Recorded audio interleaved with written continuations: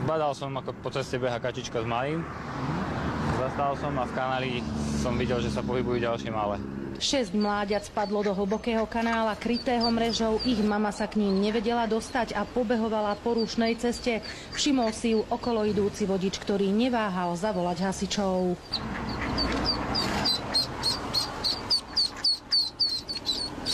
Za mamičkou. Moje, aké si rýchle. Zlaté to je.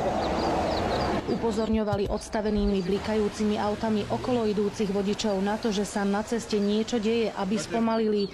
Ďalšie mláďa uviazlo na druhej strane cesty.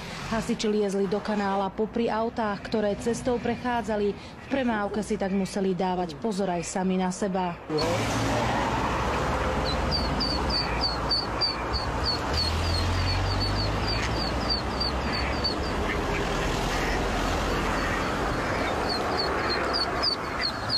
Behala určite aj s malým, zo 3-krát by ich tu už bolo zrazilo.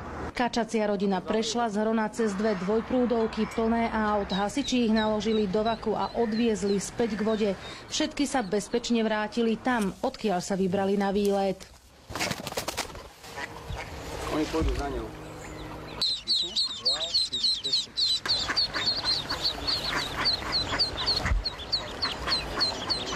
Z Banskej Bystrice Katarína Kováčiková, televízia JOJ.